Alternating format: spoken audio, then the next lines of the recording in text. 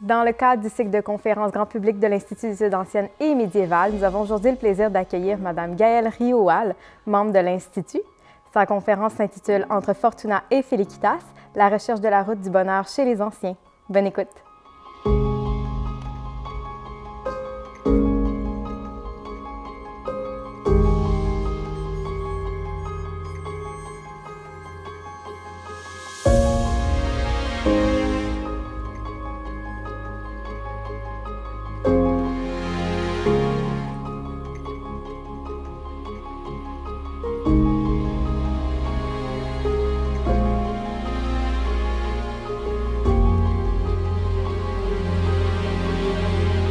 J'aimerais commencer en fait par une simple question.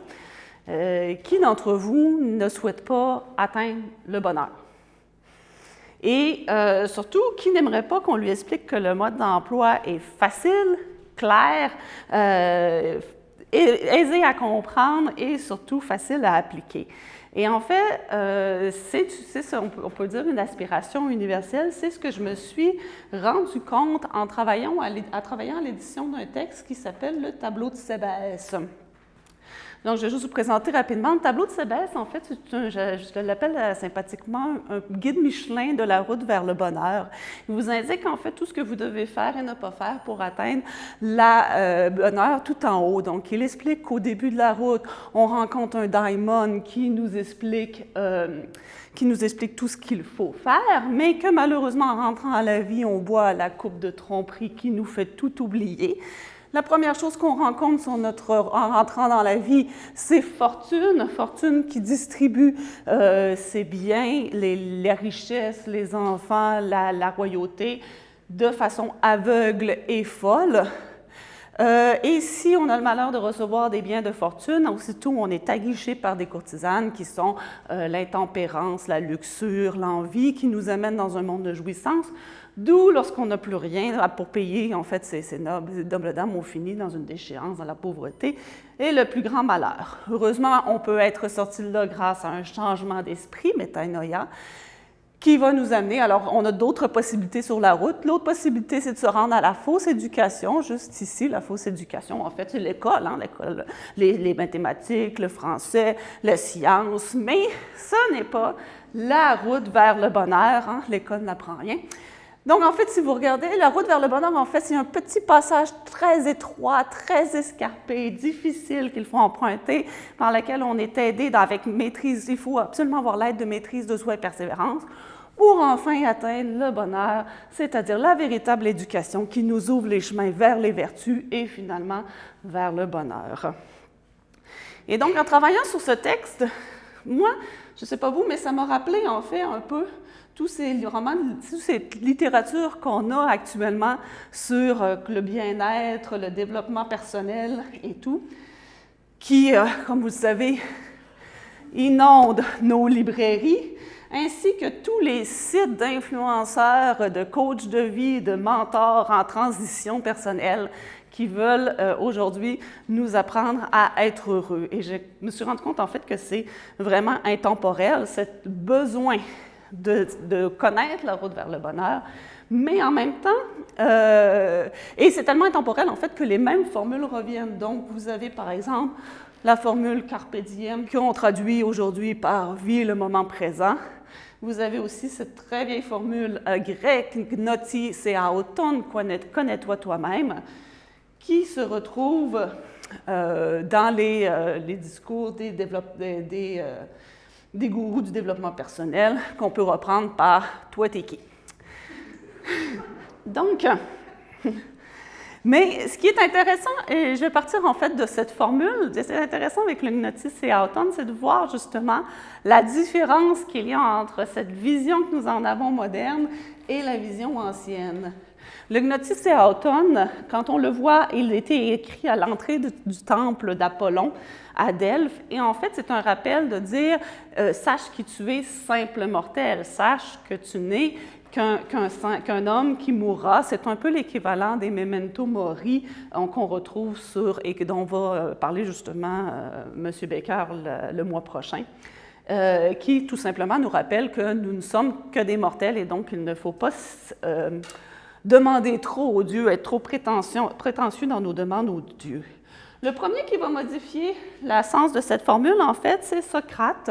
C'est Socrate le premier qui va reprendre et donner une nouvelle signification.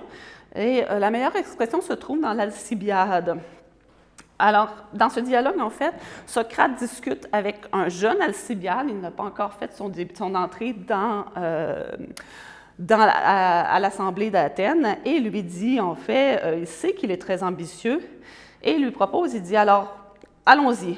Tu penses donc, c'est ce que j'affirme, à venir te présenter, et dans pas bien longtemps, devant l'Assemblée du peuple, pour lui donner aux Athéniens tes avis. Cela étant, supposons qu'au moment où tu te disposes à avancer vers la tribune, je mette sur toi la main et je te demande, Alcibiade, quel est le sujet sur lequel les Athéniens ont dessein de délibérer et sur lequel tu t'es levé pour donner ton avis? T'es-tu levé parce que c'est un sujet sur lequel ton savoir est supérieur au leur? Que me répondrais-tu? Eh bien, je leur dirais sans doute que c'est parce que c'est un sujet que je connais mieux qu'eux. Ah, la jeunesse. Et donc, en fait, Socrate va entamer une longue discussion avec Alcibiade pour lui démontrer, en fait, que c'est pour lui démontrer ce qu'il croit savoir, ce qu'il sait et ce qu'il croit savoir. Et donc, il va arriver à établir ceci. Mais ne réfléchis-tu pas que c'est ton aveuglement à cet égard qui est aussi la cause de tes fautes de conduite? Cet aveuglement qui consiste à s'imaginer que l'on sait ce que l'on ne sait pas. Où veux-tu en venir en parlant ainsi? Lorsque je suppose, nous projetons quelques entreprises, n'est-ce pas que nous croyons connaître ce que nous entreprenons? Oui. Mais en vérité, quand je pense, on ne croit pas le connaître, on confie à d'autres l'entreprise. Oui, comment on le ferait? Pourquoi pas? Or, les gens qui, parmi ceux qui ne savent pas, sont ainsi faits, vivent sans commettre de faute parce que là-dessus, ils s'en remettent à d'autres. Oui. Alors, quels sont ceux qui commettent les fautes? Sans doute, n'est-ce pas, effectivement, ceux qui au moins savent. Ceux qui au moins savent, non. Or, puisque ces gens-là ne sont ni ceux qui savent, ni ceux qui ne savent pas, ceux qui savent qu'ils ne savent pas, en reste-t-il d'autres que ceux qui ne savent pas, mais qui s'imaginent savoir? Non, il n'y en a pas d'autres et ce sont bien eux. Et en conclusion, en fait, j'arrive, en conclusion du discours, Socrate va lui rappeler, en fait, voilà, « Or, quiconque ignore les affaires qui sont proprement les siennes, ignorera aussi, je le suppose, sous le même rapport, les affaires d'autrui, sans conteste. Mais s'il ignore les affaires d'autrui, il ignorera aussi celles de l'État, forcément. L'homme qui est de cet acabit ne saurait donc être un homme d'État, certes non. » Donc, dans ce discours, en fait, ce qu'on s'aperçoit, c'est que se connaître soi-même, gnotisiaton, c'est d'abord savoir distinguer ce qu'on sait réellement de ce qu'on pense savoir et de ce qu'on ignore en réalité. L'objectif, c'est de devenir un meilleur meneur d'hommes, de mener un rôle dans la communauté. Donc, on est encore loin de cette mentalité des influenceurs modernes. À l'époque romaine, on a encore une légère variante dans cette maxime. Et on va retrouver un petit peu plus proche de la nôtre, où l'homme est le premier responsable de ses malheurs. Alors, il doit apprendre à découvrir ses ignorances et ses erreurs pour soulager ses malheurs. C'est un peu ce qu'on peut lire dans le texte de cette consolation. Alors, parmi les inscriptions que l'on peut lire à Delphes, 2 sont tout à fait vitales. « Connais-toi toi-même et rien de trop ». Car tout le reste en découle. Donc, si nous gardons bien ces sentences à l'esprit comme des préceptes inspirés par Apollon, nous pourrons facilement les adapter à toutes les circonstances de la vie. Nous serons alors capables de supporter intelligemment ces dernières, conscients de notre propre nature et attentifs, quoi qu'il arrive, à ne pas excéder la mesure, que ce soit pour nous vanter ou pour nous humilier en tombant dans les plaintes et les lamentations, conséquence de notre faiblesse d'âme et de notre crainte de la mort. Laquelle crainte de la mort nous est inspirée par notre ignorance des accidents habituels de la vie décrétés par le destin ou la nécessité. Et donc, il faut se connaître, c'est savoir que nous sommes soumis à des aux vicissitudes de la vie. Pour les stoïciens, c'est un peu la même thématique. Donc, celui qui se connaît, c'est celui qui sait sa place dans l'harmonie du monde et c'est celui qui est capable surtout de distinguer ce qui relève de lui et ce qui ne relève pas de lui. Vous connaissez tous, j'imagine, la prière des alcooliques anonymes, des AA? Non? C'est Dieu, donnez-moi la force de changer ce qui doit être changé, la patience de supporter ce qui ne peut être changé et la sagesse de distinguer entre les deux. Cette prière des A, en fait, c'est typiquement la pensée stoïcienne qui nous demande de distinguer entre ce qui dépend de nous et ce qui ne dépend pas de nous. Et donc ici, je lis les passages d'Épictète. Pourquoi donc nous irritons-nous? Parce que nous donnons une grande valeur aux objets que ces gens nous dérobent, les voleurs, sont entendus. Eh bien, ne donne pas tant de valeur à tes vêtements, et tu ne t'irriteras pas contre celui qui les vole. N'estime pas si haut la beauté de ta femme, et tu ne t'irriteras pas contre l'adultère. Sache que le voleur et l'adultère n'ont aucune place parmi les choses qui te concernent, qu'ils font partie des choses qui te sont étrangères et ne dépendent pas de toi. C'est pour cela que les anciens donnaient ce précepte. Connais-toi toi-même. Alors, en fait, on voit un peu avec ces exemples comment on part des mêmes mots, mais le contenu des mots, les idées qui sont en arrière peuvent être totalement différentes. Et la même aspiration est aussi différente. Donc, je vous propose de revenir un peu à cette question de la recherche du bonheur. Alors, en fait, le bonheur, c'est la fin pour la plupart des philosophies antiques. C'est l'objectif de l'être humain, c'est d'atteindre le bonheur. Et c'est pour ça qu'on appelle ces philosophies des eudémonismes. Alors, selon le dictionnaire Robert, le démonisme désigne une doctrine morale selon laquelle le but de l'action est le bonheur. Elle a pour principal antonyme l'hédonisme, qui est une doctrine qui prend pour principe moral la recherche du plaisir et l'évitement de la souffrance, ce qui est quand même, à mon avis, un peu abusif de mettre les deux ensemble, puisque c'est quand même assez différent, la recherche du plaisir et l'évitement de la souffrance. Vous allez voir, c'est quand même ces deux philosophies. Mais, je vais surtout m'intéresser, c'est à l'étymologie. Donc, à l'étymologie, ça vient du grec « eudaimonia ». En grec, pour décrire le bonheur, on a plusieurs adjectifs, dont les principaux sont makar ou makarios, olbios, eudaimon et eutukès. Je vais m'intéresser particulièrement aux deux derniers, eudaimon et eutukès, qui, comme vous pouvez remarquer, commencent par le même début, eu qui veut dire bien. Donc, on s'intéresse surtout à la deuxième partie, daimon et tukès.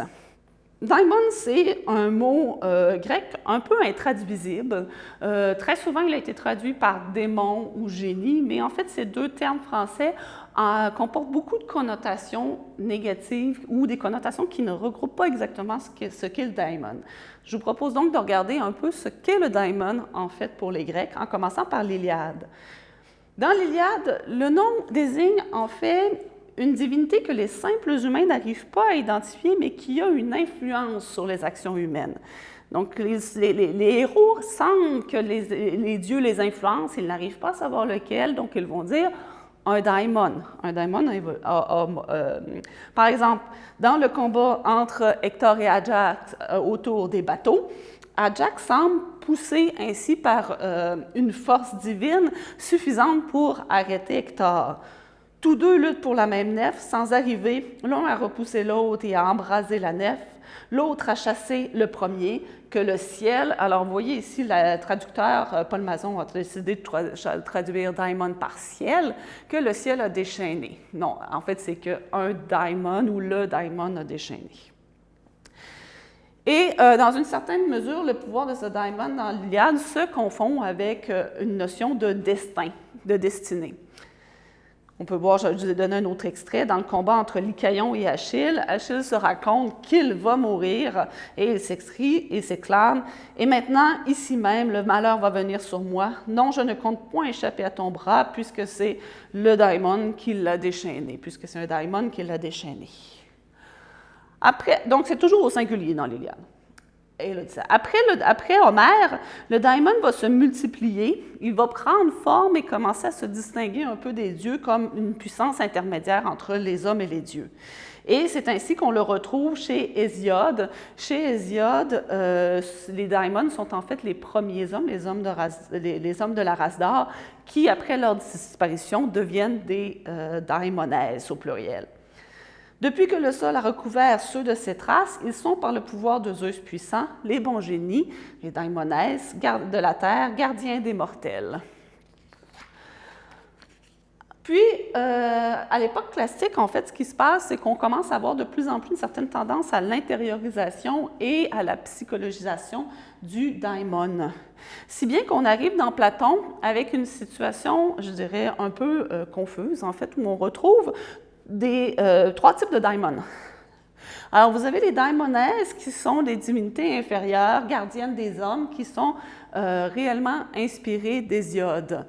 Ainsi donc, faisant de même le Dieu qui avait de l'affection pour les hommes, mis à notre tête le genre d'être qui nous était supérieur. Excusez s'il y a des fautes de français, c'est moi qui ai tapé trop vite. Celui des daimons, daimonesses, qui, avec une grande facilité pour eux et un grand consentement de notre part, prirent soin de nous. En nous procurant paix, retenue, bonne législation et abondance de justice, ils préservaient l'espèce humaine des guerres civiles et l'établirent dans le bonheur. Donc, on voit les daimons sont responsables du bonheur, les daimonesses. On a aussi un daimon personnel qui se retrouve attaché à la vie de chaque homme, tel qu'on retrouve par exemple à la fin du mythe d'Ère.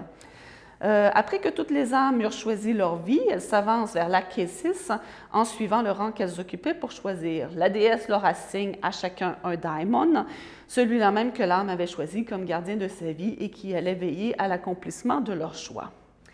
Et finalement, on trouve aussi dans le Timée une association avec la partie supérieure de l'âme qui est reconnue comme étant un daimon, qui est donc notre âme, une partie de notre âme qui est un daimon. En ce qui concerne l'espèce d'âme qui nous domine, il faut se faire l'idée que voici. En fait, un Dieu nous a donné à chacun de nous, comme daimon, cette espèce-là d'âme dont nous disons, ce qui est parfaitement exact, qu'elle habite dans la partie supérieure de notre corps et qu'elle nous élève au-dessus de la terre vers ce qui, dans le ciel, lui est apparenté, car nous sommes une plante non point terrestre, mais céleste. Je trouve ça joli. Donc, en somme, si celui qui est eudaimones, celui qui est eudaimon, en fait, c'est celui qui est bien vu du daimon, c'est celui qui a un bon daimon. On a donc un rapport avec le divin dans ce terme. Ça va être celui qui va être le plus utilisé pour décrire le bonheur, eudaimon. Ce qui m'intéresse aussi, c'est l'autre, eutukes. Alors, cette fois, on a le terme tuké. Tuké, c'est ce qu'on traduit en latin par fortune, fortuna, mais il faut savoir que le terme latin fortuna est légèrement plus positif que le terme grec. En grec, le concept est parfois ici au rang de divinité, mais il reste quand même assez fuyant. Ça peut être le bonheur, mais le plus souvent, en fait, c'est tout simplement chance pure, hasard, voire même malheur. C'est un concept qui se tient un peu entre le hasard et le destin. Donc, je vous ai mis quelques citations, en fait, pour vous donner une idée. La chance, donc tuké, en effet, est pour beaucoup, je dirais plus, elle est tout dans n'importe quelle affaire humaine. Et ici un autre. Tout ce que tu as appartient, non pas à toi-même, mais à la fortune tuké. Qui sait si elle ne va pas te dépouiller de ses biens pour te les faire passer aux mains d'un autre qui en sera indigne? Et vous avez la définition en fait de la tuké par Aristote. Alors, Aristote compare la fortune, tuké, et le hasard, automaton, et il en conclut que les deux sont des causes par accident, mais hasard est un nom générique quand fortune est un nom plus spécifique. La fortune tuké et le hasard automaton sont des causes par accident, mais ils diffèrent en ce que le hasard a plus d'extension. En effet, tout effet de fortune est un hasard, mais tout fait de hasard n'est pas de fortune. Donc, on voit ici à quel point les deux termes sont très proches. Je vous ai épargné l'explication de la différence. Qu'est-ce qui fait que c'est une fait de fortune? C'est parce qu'en fait, seuls les êtres qui ont une volonté et qui agissent peuvent avoir des effets de fortune, alors que des effets de hasard arrivent à n'importe qui. Si vous échappez une chaise et qu'elle se retrouve à revenir debout, c'est du hasard et non de la fortune. Bref.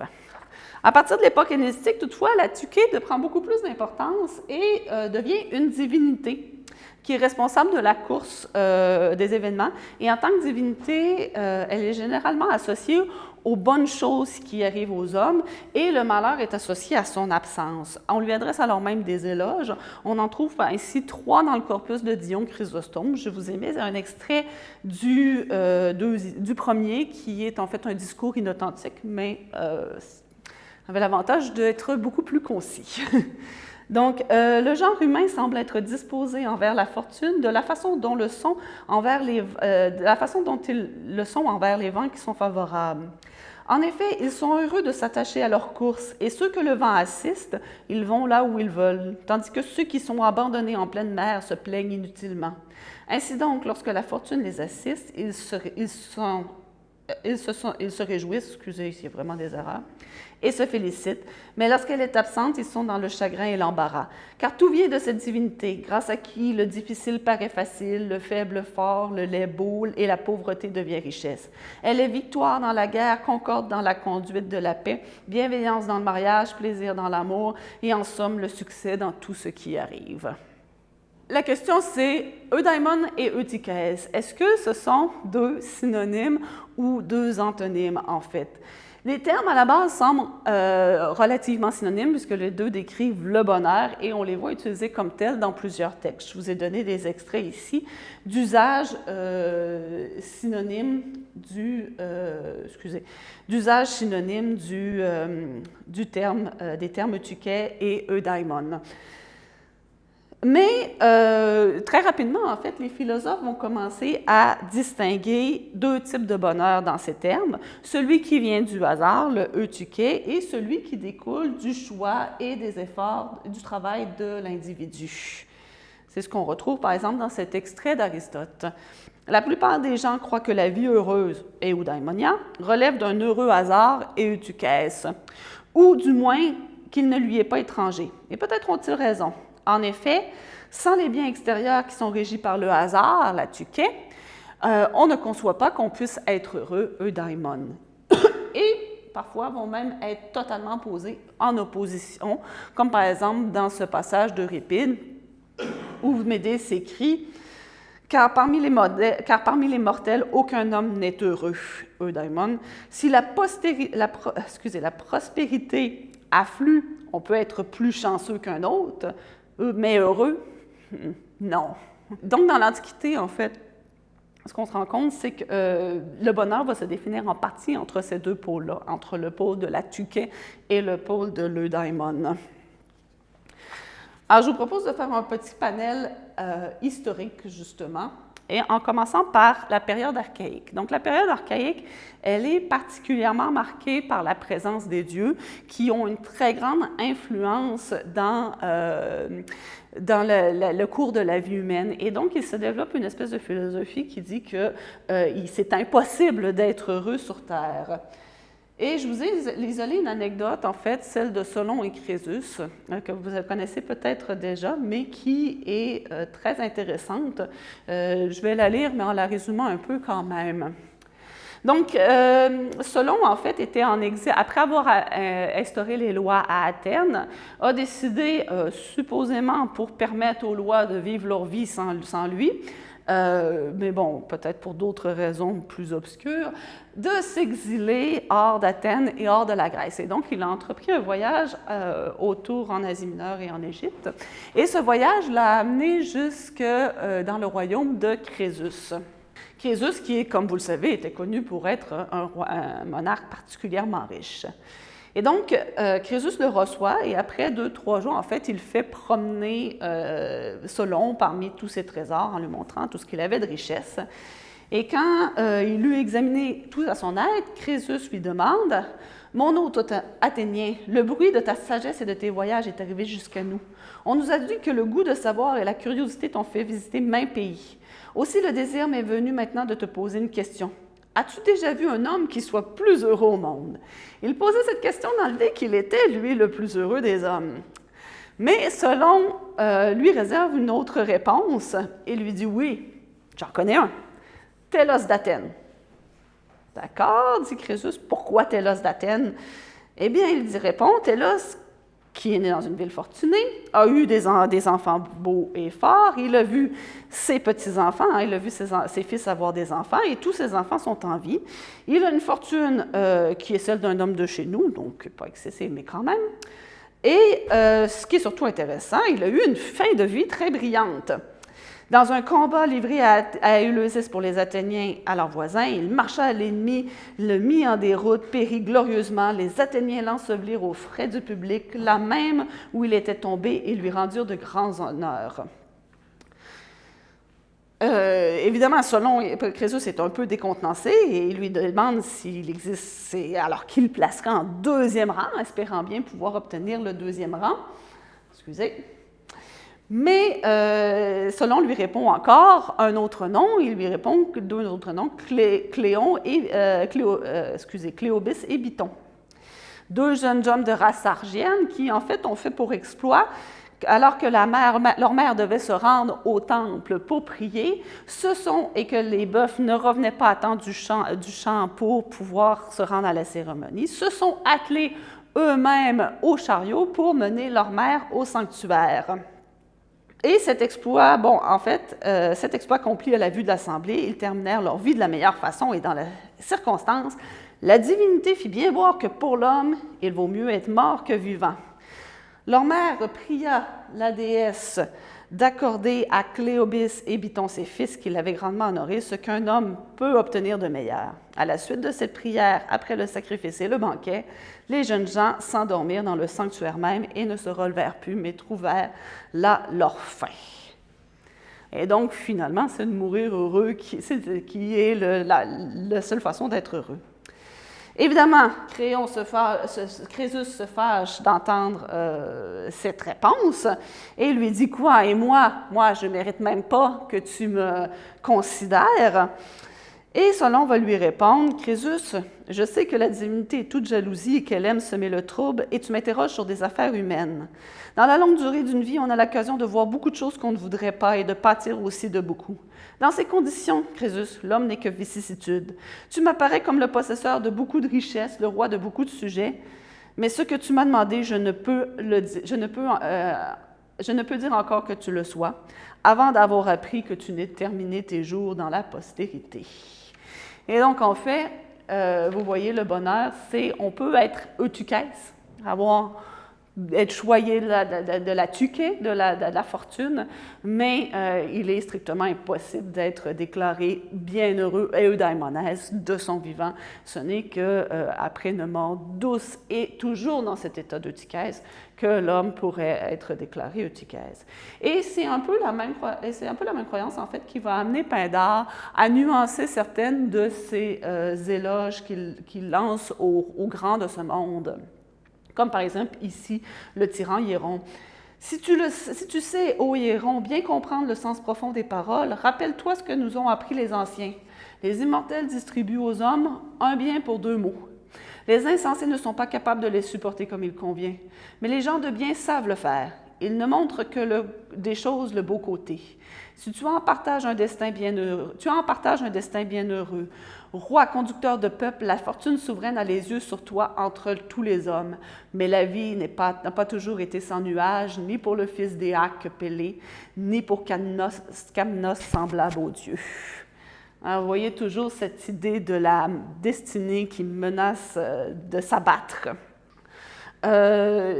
Puisque, en fait, les humains ne sont que des jouets entre les mains des dieux. Et ce thème, en fait, va rester dans la période classique, il va rester dans la tragédie.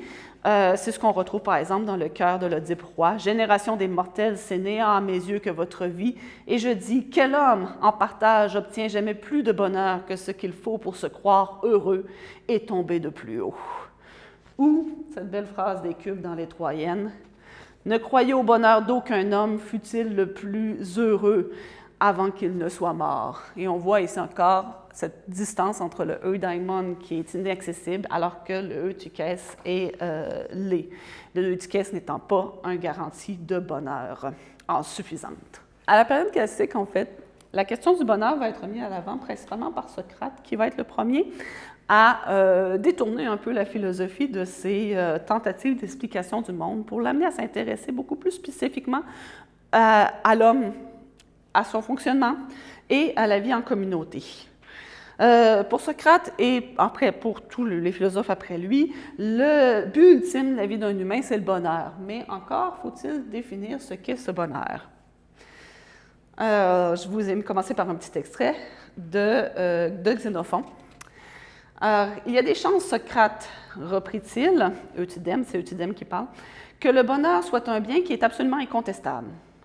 À la condition, Eutydème, répond Socrate, qu'il ne se compose pas de biens contestables. Et que pourrait-il y avoir de contestable, demanda-t-il, parmi les éléments qui contribuent au bonheur? Rien, répond Socrate, si nous n'y ajoutons pas la beauté, la force, la richesse, la renommée ou quelques autres choses du genre. Mais nous les ajouterons par Zeus, car comment sans cela peut-on être heureux? Par Zeus, répond Socrate, nous ajouterons donc ce qui est la source pour les hommes d'épreuves nombreuses. Donc, ce qu'on se rend compte, en fait, avec à l'époque classique, c'est que déjà, le bonheur ne relève plus simplement de la divinité. L'homme n'est plus simplement un jouet dans les mains des dieux, mais le bonheur relève de l'individu, de ses choix et de ses efforts. S'exprime, par exemple, un texte qu'on appelle l'Apologue de Prodicos, qui se trouve aussi dans Xénophon, qui est rapporté par Xénophon. Et c'est en fait une légende qui raconte que lorsque Héraclès, au sortir de l'adolescence, arrivait à une époque où il devait choisir sa voie, choisir sa vie, il doit choisir s'il emprunte la vice ou la vertu. Il s'isole à un croisement des chemins pour réfléchir, et c'est alors que lui apparurent deux grandes femmes qui s'approchaient. L'une était agréable à voir et d'allure noble. Pour les ornements, elle avait un teint pur, des yeux pudiques, un maintien modeste, et elle était vêtue de blanc. L'autre avait été nourrie au point d'avoir des chairs abondantes et molles, mais comme elle s'était arrangée, son teint paraissait plus blanc et plus rose qu'il ne l'était en réalité, et son maintien plus droit qu'au naturel. Quand elle se fut rapprochée d'Héraclès, celle dont nous avons parlé en premier s'avança sans presser le pas, alors que l'autre qui voulait la devancer se précipita sur Héraclès et lui dit « Je vois, Héraclès, que tu demandes avec embarras quel chemin ta vie va emprunter. Si tu me suis en m'ayant prise pour ami, je te servirai de guide sur le chemin le plus agréable et le plus facile. Tu goûteras tous les plaisirs et ta vie s'écoulera à l'abri des regards des difficultés. » Après l'avoir écouté, Héraclès lui demanda « Femme, quel est ton nom? » « Mes amis m'appellent Bonheur, mais ceux qui me détestent me nomment Vice pour me dénigrer. » Sur ce, l'autre femme, en s'approchant, « Moi aussi je viens à toi, Héraclès, je connais tes parents et j'ai observé ton caractère pendant ton éducation. C'est là-dessus que je fonde l'espoir que tu empruntes le chemin qui conduit à moi et que tu deviennes le brave auteur de beaux et nobles travaux que ces bonnes actions rehaussent encore mon honneur et mon prestige. » De ce qui est réellement bon et beau, il n'y a rien que les hommes obtiennent des dieux sans effort ni application. Si tu veux que les dieux te soient propices, il te faut les honorer. Si tu veux que tes amis te chérissent, il leur faut faire du bien. Si tu recherches la considération d'une cité, il faut lui rendre service. Si tu crois que ta vertu mérite l'admiration de toute la Grèce, tu dois t'efforcer d'en être le bienfaiteur, etc., etc. Voilà, Héraclès, fils de parents vertueux, les efforts auxquels tu dois consentir pour accéder à la félicité suprême. Et donc, en fait, on s'aperçoit qu'ici, le bonheur, ça dépend d'un choix qu'il faut faire entre finalement, l'hédoné, c'est ce qui est proposé ici à Héraclès, entre l'hédoné, le plaisir, et la vertu, le travail, qui, lui, va mener à terme à l'eudaimonia, à la félicité suprême. Donc, on a ce rejet des plaisirs qui va rester tout au long de la philosophie. Mais on pourrait aussi avoir la question des biens fortunes, les biens que donne Tuquet. Cette rejet, lui, est moins catégorique qu'à l'époque classique. On a par exemple ici la description de... excusez, j'avais oublié la suite. C'est pas grave. On a la suite. C'est pas ici le Panthéogène de la philosophie Platon qui résume très bien la question.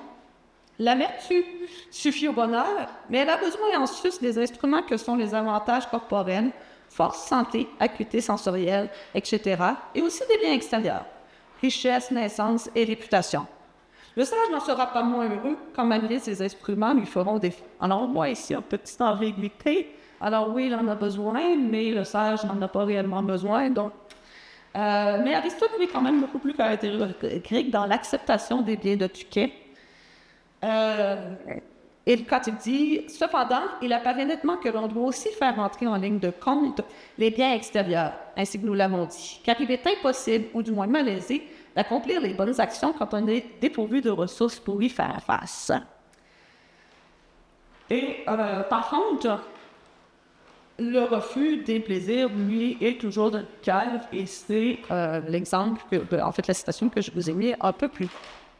Alors, oui, j'en étais. Alors, le rejet, alors les biens de fortune, parce qu'on a vraiment la richesse, les enfants, la bonne naissance, ce n'est pas un rejet catégorique, on l'accepte, alors que le plaisir, lui, ça va être un rejet total, comme j'ai dit, pour le reste de la philosophie.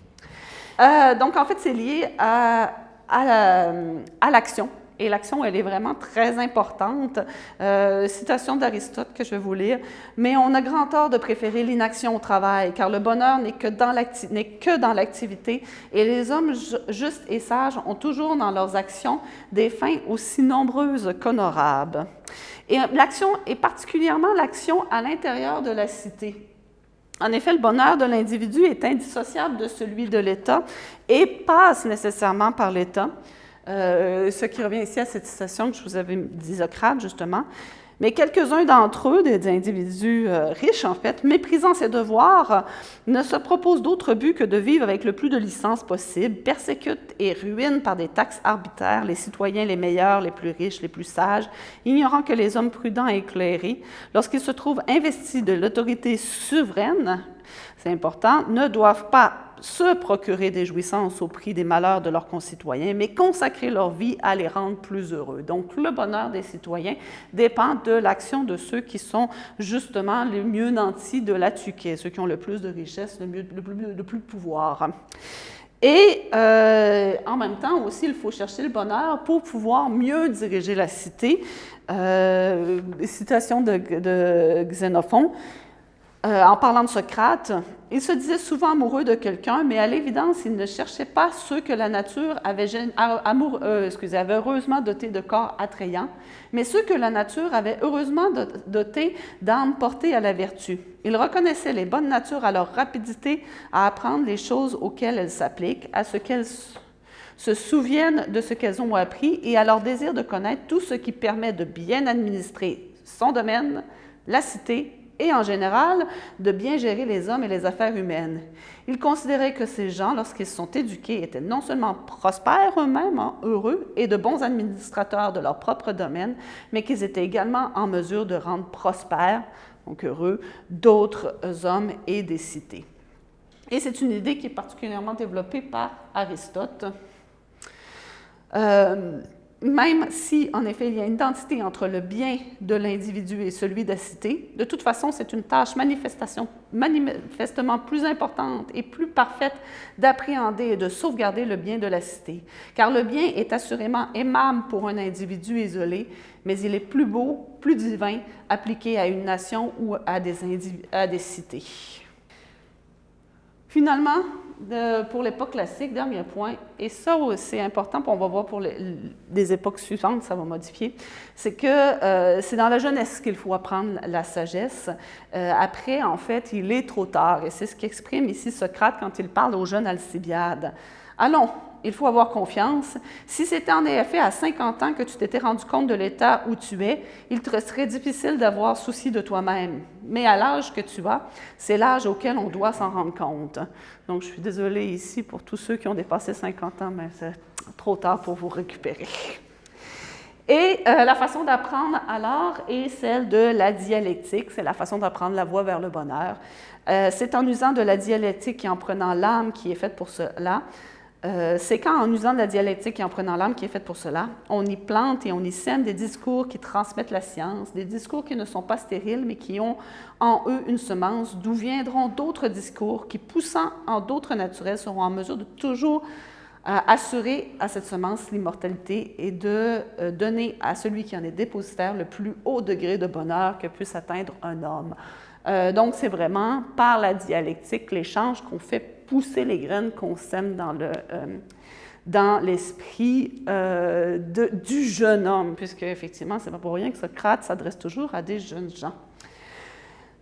En fait, ce dernier point va beaucoup se modifier à partir de l'époque hellénistique et encore plus à l'époque romaine, puisque l'apprentissage, cette fois, à l'époque romaine, va devenir l'histoire de toute une vie. Et c'est ce qu'on retrouve, par exemple, au début de la lettre à Ménécée d'Épicure. Que personne, parce qu'il est jeune, ne tarde à philosopher, ni parce qu'il est vieux, ne se lasse de philosopher. Car personne n'entreprend ni trop tôt, ni trop tard de garantir la santé de l'âme. Et celui qui dit que le temps de philosopher n'est pas encore venu ou que ce temps est passé est pareil à celui qui, en parlant du bonheur, dit que le temps n'est pas venu ou qu'il n'est plus là. Et on retrouve aussi dans Galien, chacun de nous doit s'exercer presque toute sa vie pour devenir un homme parfait. Il ne faut donc pas renoncer à s'améliorer, quand bien même devenu quinquagénaire, c'est une âge importante pour les Grecs, il faut croire, et corrompu dans son âme, on sentirait que le dommage n'est ni incurable ni irréparable. Alors, vous voyez la différence. On est vraiment sur un apprentissage qui dure toute la vie, qui continue. Et à partir de ce moment-là, le modèle n'est plus non plus celui du pédagogue, mais c'est celui du médecin. Et on retrouve qu'il y a énormément de métaphores basées sur la médecine. Donc, il faut soigner l'âme comme on soigne le corps. Je vous ai mis ici un exemple d'un échange entre Sérénus et Sénèque où on a tout le vocabulaire médical qui est employé pour décrire justement le malaise, comment on se sent au niveau de l'âme. Le mode d'apprentissage aussi n'est plus la dialectique, mais l'écoute silencieuse et l'approbation du discours du maître. C'est ce qu'exprime par exemple Zénon dans la réponse qu'il donne au roi Antigone qui lui demandait de devenir son maître à penser. Et il lui répond « Une nature noble qui a reçu en plus un entraînement approprié et bénéficié d'un maître généreux marche facilement vers l'acquisition parfaite de la vertu. » Ou alors on a Épictète qui s'annonce lui-même « Je suis actuellement votre éducateur et vous vous éduquez auprès de moi. Mon projet à moi est de faire de vous des hommes non exposés aux empêchements, aux contraintes et aux entraves, donc libres, sereins et heureux. Vous, de votre côté, vous êtes là pour apprendre et vous y exercer. » Et la notion d'exercice, cette notion d'exercice continuel et permanente, elle est très importante. Il faut répéter sans cesse les paroles qu'on a reçues de nos maîtres. Et c'est un peu ce qu'on retrouve souvent, enfin à plusieurs reprises, dans les pensées de Marc Aurèle. À toute heure, songe fermement en romain et mâle. Bon, ça a l'air que les femmes, on ne peut pas, bon. À faire ce qui t'incombe avec la gravité d'un homme consciencieux et exempt d'affection, avec amour, liberté et justice, et à donner congé à toutes tes autres pensées. Et donc, tu vois, en fait, tu vois comme elles sont peu nombreuses, ces choses dont il suffit de se rendre maître pour mener une vie paisible et pieuse, car les dieux ne réclament rien de plus à celui qui observe les préceptes. Donc, à tous les jours, à tout moment du jour, il faut se rappeler les préceptes et pratiquer. Évidemment, on a toujours le refus du plaisir de les donner, qui revient de façon courante. Mais même chez Épicure, justement, où je vous avais amené au début à cette relation entre ne pas souffrir et la recherche du plaisir, même Épicure qui associe le bonheur au plaisir, donne une définition du plaisir qui est très modérée. Je ne vous lirai pas le premier, mais en fait, si vous voyez le deuxième, c'est les saveurs simples apportent un plaisir égal à un régime profus, apporte un plaisir égal à un régime alimentaire profus, dès lors que toute la douleur venant du manque est supprimée. Le pain et l'eau donnent le plaisir le plus élevé dès que dans le besoin on les prend. Donc, il distingue vraiment la joie le plaisir des jouisseurs de ceux qui mange alors que lui, en fait, c'est un plaisir qui est beaucoup plus simple. C'est tout simplement le plaisir de boire de l'eau quand on est assoiffé. Ce qui est un peu, en fait, si on peut mettre une image sur cette philosophie. Quant à ce qui vient des biens qui viennent qui viennent de la fortune. Alors, de façon générale, la fortune, on a vu qu'elle devenait une déesse et qu'elle était vue de façon plus positive, mais en philosophie, les biens qui viennent de fortune, eux, vont avoir une vision, un refus. Donc, l'objectif est vraiment de tenir pour rien tout ce qui nous vient de la fortune. Extrait ici d'Épictète, en fait. Parmi les choses qui existent, les unes dépendent de nous, les autres ne dépendent pas de nous, dépendent de nous. Jugement de valeur, impulsion à agir, désir, aversion, en un mot tout ce qui est de notre affaire, ne dépendent pas de nous, le corps, nos possessions, les opinions que les autres ont de nous, les magistratures, en un mot, tout ce qui n'est pas notre affaire. Souviens-toi que si tu crois que ces choses qui te sont étrangères sont à toi, tu te heurteras à des obstacles dans ton action et tu seras dans la tristesse et l'inquiétude et tu feras des reproches aux hommes et aux dieux et aux hommes. Et donc, en fait, on a, à la différence qu'on avait à l'époque classique où il y a une certaine acceptation des biens qui vient de Tuquet, à l'époque impériale, on tombe dans un refus de ces biens-là et on tombe aussi dans un idéal de retraite. Alors, cette fois, ce n'est plus dans la vie active qu'il faudrait pouvoir trouver, s'épanouir, mais c'est dans la retraite, l'idéal de la retraite à la campagne. Nous mettrons à profit ce salutaire précepte de Démocrite qui donne comme moyen de tranquillité de ne pas se dépenser dans sa vie privée et publique en actions multiples ou au-dessus de nos forces. Jamais quand on dispense son activité dans tant d'affaires, le jour passe assez heureusement pour qu'un homme ou une circonstance ne cause un froissonnement qui dispose l'âme à la colère. Parallèlement aussi, il va se développer une idée de contrôle du corps très fort, qui est liée aussi un peu à cette idée de la médecine, et qui va se tendre de plus en plus vers un idéal ascétique. On a un refus du monde, un isolement, mais aussi un refus des biens, des besoins du corps. Et bien évidemment, ce refus-là commence dans le cynisme. Donc, évidemment, on n'a plus de texte des cyniques, donc on se retrouve avec des citations de Diogène Laërce.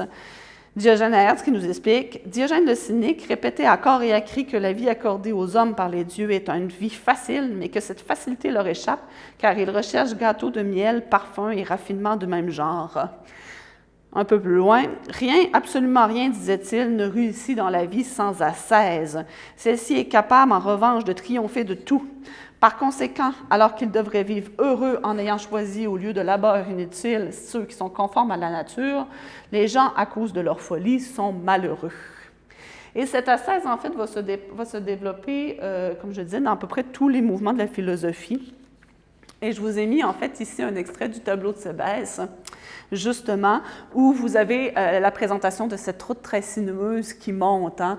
Alors, le tableau de Cébès se développe comme un dialogue. Donc, vous avez le jeune homme qui est un jeune homme et d'un vieil homme, d'un jeune homme et d'un vieil homme. Le jeune homme demande quelle est cette route qui mène à la véritable éducation, laquelle mène éventuellement au bonheur. Et le vieil homme répond, « Vois-tu plus haut ce lieu quelconque où personne ne réside et qui semble être désert? » La retraite hors du monde, hein? Je le vois. Eh bien, n'y a-t-il pas aussi une petite porte devant laquelle une route qui n'est pas très fréquentée et que très peu emprunte, puisqu'elle semble passer comme par un chemin impraticable, raboteux et rocailleux? Tout à fait. Eh bien, n'y a-t-il pas aussi une colline qui semble être élevée, ainsi qu'une montée très étroite présentant ici et là des précipices profonds? Je la vois. Cette route est donc celle qui mène à la véritable éducation. Oh, elle est vraiment difficile à apercevoir. Eh bien, ne vois-tu pas aussi en haut de la colline un gros rocher élevé et escarpé de tous côtés? Je le vois, dis-je. Vois-tu deux femmes qui se tiennent sur le rocher au corps robuste et vigoureux, comme si elles tendaient les mains avec empressement? Je les vois, mais comment s'appellent-elles? L'une s'appelle maîtrise de soi et l'autre endurance. Donc vraiment, cette idée de la maîtrise, du contrôle de soi va prendre de plus en plus d'importance. Et tout au long de l'Antiquité tardive, en fait, cet idéal va se renforcer. Ce qui est bien qu'arrivé à l'Antiquité tardive, on va avoir cet idéal qui va devenir une sorte de renonciation à soi, de renonciation à la vie mondaine, la vie du monde qui est associée finalement à une souillure et à un péché. Et je vous ai mis ici Philostrate, en fait, un auteur du début du IIIe siècle, qui raconte la vie d'Apollonius de Tyane. L'Apollonius de Tyane, qui est souvent, qui peut être écrit un peu comme un saint païen. Donc la description, elle est, vous allez voir, très proche de ce qu'on peut trouver dans les vies de saints. Donc, il raconte sa jeunesse. Son maître, se rendant compte qu'il s'était formé un idéal élevé, lui demanda par où il commencerait. Comme les médecins, répondit-il, en purgeant le ventre, ils évitent à certains patient d'être malade et en guérisse d'autres.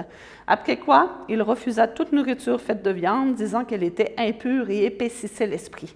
Il ne mangeait que des fruits séchés et des légumes, disant que tout ce que donne la terre est une nourriture pure.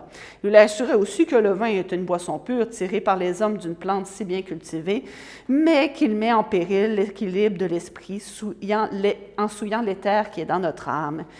Et comme Pythagore, il était loué d'avoir dit qu'il ne fallait avoir de rapport qu'avec sa propre femme, il assura que ce précepte de Pythagore concernait les autres, mais que lui-même, il ne se marierait jamais et n'aurait jamais de rapport charnel. Donc, vous voyez un peu comment, dans l'Antiquité tardive, on commence, cet ascétisme se développe, prend beaucoup d'importance. On a un refus total, non seulement des plaisirs, mais aussi des biens de la fortune. Comme Apollonius lui-même se défend dans son apologie, il écrit « J'étais déjà opposé à l'argent quand je n'étais qu'un jeune homme. Pour sûr, mon patrimoine, et c'était là une remarquable fortune, je n'eus Dieu pour lui qu'une journée seulement. Puis je l'ai abandonné à mes propres frères et amis et aux membres de ma famille qui étaient pauvres, en m'exerçant de quelque sorte dès le foyer à en avoir besoin de rien. » Parallèlement à cette ascétisation, en fait, on a une intériorisation du bonheur qui est un peu, en fait, le bonheur se retrouve à l'intérieur de soi. Donc, c'est, en fait, je veux un passage de Plotin, car si l'on disait que les biens extérieurs doivent être pris pour des objets de sa volonté et que le sage les veut, le bonheur n'existerait même pas. Le sage peut en effet souhaiter que tous les hommes se portent bien et que personne ne subisse le moindre mal. Mais s'il n'en va pas ainsi, il n'en demeure pas moins heureux. Car si quelqu'un dit que le fait d'avoir de tels souhaits rendrait le sage insensé, car il n'est pas possible que les mots n'existent pas, il est évident qu'il sera d'accord avec nous pour tourner la volonté du sage vers l'intérieur. Et un peu plus loin, en fait, les actions de l'homme vertueux ne sauraient être entravées par la fortune. L'homme vertueux, au contraire, dans l'homme vertueux, au contraire, la partie qui souffre est autre que celle qui habite avec elle seule et qui, en tant qu'elle habite ainsi nécessairement en elle-même, n'est jamais privée de la contemplation d'un bien universel. Donc, on a vraiment une espèce de repli. Le bien se retrouve par une contemplation qui est beaucoup plus intérieure. Et on a besoin de pureté pour l'atteindre. Et pureté et d'action rituelle, en fait. Donc, c'est un passage de Porphyre qui dit « Et voici ce qu'il en est. La contemplation qui nous conduit au bonheur ne consiste pas en une accumulation de raisonnements, ni en une masse de connaissances apprises ainsi qu'on pourrait le croire. Si c'était le cas, en effet, rien n'empêcherait d'être heureux si qui posséderait toutes sortes de connaissances. Et comme on sait, c'est loin d'être les plus heureux. Hein? S'ils jouent en nous un rôle purificateur, ces connaissances, elles sont incapables de nous apporter la plénitude du bonheur. Si le bonheur s'obtenait en enregistrant des raisonnements, il serait possible d'atteindre cette fin sans avoir le souci de choisir sa nourriture ou d'accomplir certains actes. Mais puisqu'il faut changer notre vie actuelle pour une autre vie en nous purifiant par des raisonnements et des actes, examinons, si tu veux, quels sont les raisonnements et les actes qui nous disposent à changer cette autre vie, etc. Et le texte continue. Donc, en fait, ce que je voulais vous montrer avec cet extrait, c'est vous avez vraiment cette intériorisation du chemin vers le bonheur, mais aussi une notion où il faut être pur pour pouvoir l'atteindre, il faut se purifier. Une purification qui vient par des actes rituels, par un certain régime de vie, entre autres ici, de l'abstinence, c'est ça, de l'abstinence de la viande, de manger la viande. Et on a aussi, et en fait, cette idée, ce que je veux dire, c'est qu'elle repose sur l'idée que le bonheur ultime, et on revient un peu à ce qui était dans l'archaïsme, le bonheur ultime n'est pas dans ce monde-ci, mais qu'il est au-delà et qu'il faut s'y hisser. Donc, toujours sur la citation de Porphyre, pour cela, 2 efforts distincts doivent être accomplis. Le premier consiste à abandonner tout ce qui est matériel et mortel. Le second, à tenter de réaliser notre retour et notre survie en nous élevant vers le monde d'en haut, par un mouvement opposé à celui de notre descente ici-bas. Et je savais d'avoir fini sur tout ça.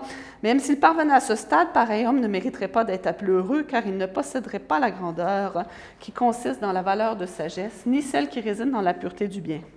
Il n'est donc pas possible de vivre de façon heureuse si l'on s'en tient au corps composé de l'âme, au composé de l'âme et du corps. Platon estime en effet à juste titre que celui qui veut être sage et heureux doit recevoir le bien de là-bas, de là-haut, diriger ses regards vers l'objet qui s'y trouve et se rendre semblable à lui, vivre en conformité avec lui.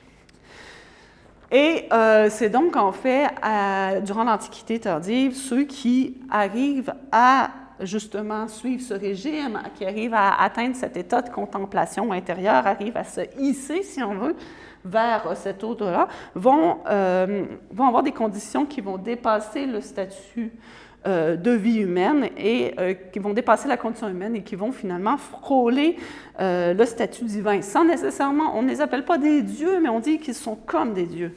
C'est pourquoi, c'est ainsi que Philostrate, par exemple, présente son héros, Apollonios de Thiade. C'est pourquoi je me suis proposé de donner ici des détails exacts sur l'homme, sur les moments où se sont produites telles de ses paroles, de ses actions, enfin sur le genre de vie qui a valu à ce sage la réputation d'un être au-dessus de l'humanité, d'un être divin. Et c'est ainsi aussi que Jean Blake présente Pythagore. Il présente la façon dont les disciples de Pythagore voyaient Pythagore. Ils disent qu'il mettait désormais Pythagore au nombre des dieux, comme une sorte de démon, le daimon, bienfaisant, plein d'amour pour les hommes, apparu aux hommes de ce temps-là sous la figure d'un homme pour l'utilité et le redressement de la vie mortelle, pour faire don à la nature mortelle de l'étincelle salvatrice du bonheur et de la philosophie, don plus grand que celui-là de la part des dieux. Il y en eut jamais et il y en aura jamais. Et évidemment, avec ces citations, je voulais vous amener à vous rendre compte qu'on lit, c'est tous des philosophes païens que je vous ai fait lire, mais avec notre culture chrétienne, on entend en arrière, j'aurais pu vous faire citer des passages parallèles des pères de l'Église où on a à peu près la même philosophie. Donc, vous voyez à la fin de l'Antiquité comment cette philosophie des philosophes tardifs et la philosophie de l'Église, en fait, repose sur le même terreau. Mais comme vous la connaissez bien et que le temps m'est quand même compté, j'ai préféré le laisser à votre imagination. Alors, ce qu'on voit en fait vers l'Antiquité tardive, c'est un peu le bonheur quitte à nouveau le monde humain pour retourner vers le monde divin, comme on l'avait à l'époque archaïque. Et ce qui m'amène un peu, en fait, en conclusion, on a vu une espèce de passage durant la période classique où on avait le bonheur qui était accessible aux humains par le travail, par leurs choix, par leurs efforts. Et à mon avis, c'est quand même partie de ce qu'on peut appeler le miracle grec, c'est-à-dire que pour une période durant l'histoire, le monde a été construit à hauteur d'homme. Protagoras disait « l'homme est la mesure de toute chose ». Je ne sais pas si c'est vrai, mais c'est vrai que durant une période en Grèce, la pensée était à la mesure de l'homme. C'est ce qui a permis de voir développer la philosophie, la tragédie, la médecine, parce que justement, à ce moment-ci, on avait le contrôle. Et c'est aussi vous montrer que parfois on a les mêmes termes qui reviennent et qui suivent, mais que ces termes, ces mots, prennent une signification très différente selon les époques et selon les influences. Et voilà. Merci.